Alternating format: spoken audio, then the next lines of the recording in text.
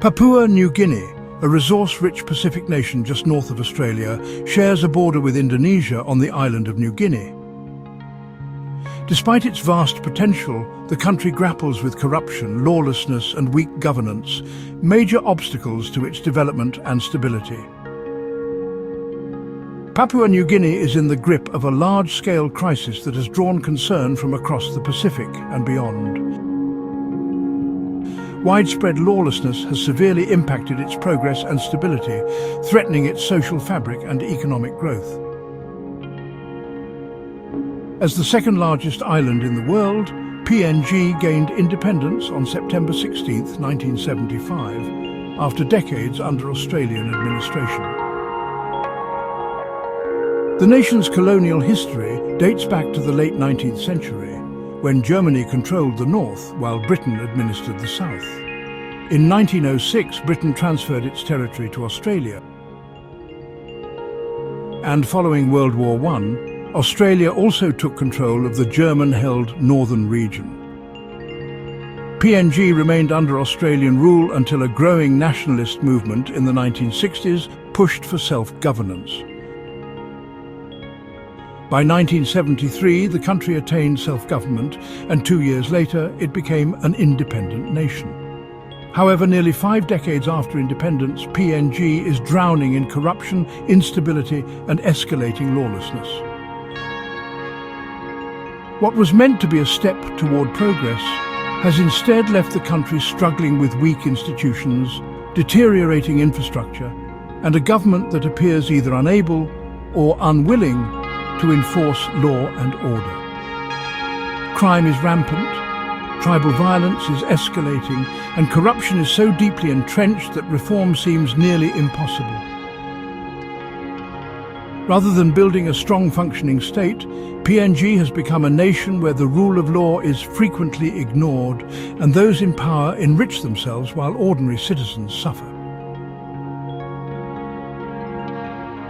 Looking back, some now question whether independence came too soon. Had PNG remained under Australian administration longer, perhaps it would have developed stronger governance structures and greater stability before assuming full sovereignty.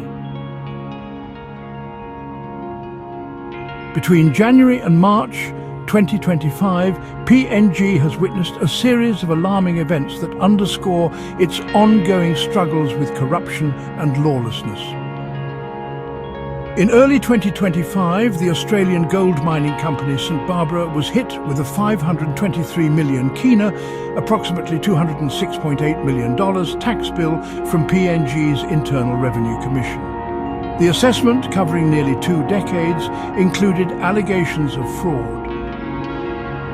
Andrew Streline, CEO of St Barbara, strongly disputed the claims, arguing that the IRC had made significant errors and miscalculations. The company announced plans to appeal the decision, causing a sharp drop in its stock value and raising concerns among investors about PNG's business environment. Amid persistent corruption concerns, Prime Minister of Papua New Guinea James Marape reaffirmed his administration's commitment to strengthening the Independent Commission Against Corruption. On February 17, 2025, he emphasized the need to provide ICAC with adequate resources and legal authority to combat corruption at all levels of government. Marape stressed that corruption is not just a social issue, but a major economic threat, underscoring the urgency of stricter anti-corruption measures for national development.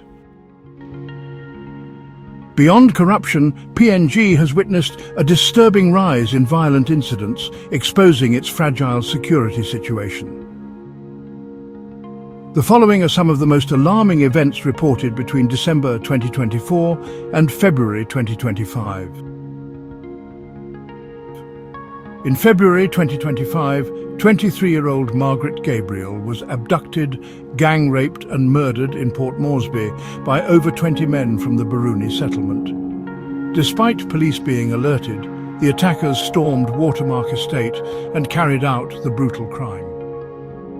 The incident sparked outrage over gender-based violence in PNG, leading authorities to demolish the illegal Baruni settlement, though they denied a direct link. Prime Minister Marape condemned the attack and urged stronger protections for women and children. 2 mobile squad police officers from Goroka in the eastern highlands of Papua New Guinea were murdered in Mendi, Southern Highlands province, while on duty. Instead of protesting and petitioning government leaders, people took matters into their own hands by blocking the Highlands Highway, the national highway that connects the coastal regions to the highlands of Papua New Guinea. Eastern Highlanders blocked the highway at 6 Mile, burned down PMV buses, raped women and girls, and stoned and destroyed other vehicles travelling along the Highlands Highway. Just after one day, another incident happened in Wapanamanda. A group in Enga held a businessman from Mendi and his family hostage for several days before releasing them. Just 2 days later, after all that, yet another incident happened in Tari, the home province of the Prime Minister of Papua New Guinea, James Marape.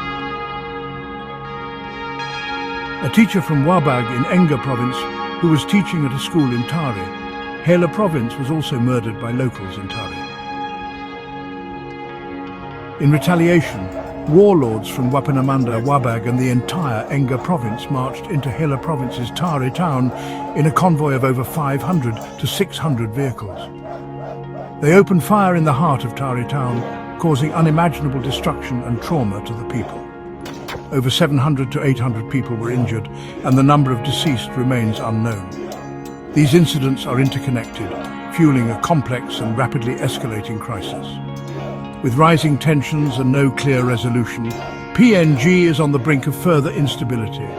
Papua New Guinea stands at a critical crossroads. While the government has announced initiatives to combat corruption and strengthen law enforcement, doubts remain about their effectiveness. The failure to enforce laws, curb violence and ensure stability has left many citizens in despair. If PNG does not take decisive action to restore law and order, strengthen governance and hold criminals accountable, the situation will continue to deteriorate. The escalating violence and corruption threaten not only the country's economic future, but also its very survival as a functioning state. Will Papua New Guinea find a way to overcome its deep-rooted challenges, or will it continue down a path of lawlessness and instability? The answer will shape the nation's future in the years to come.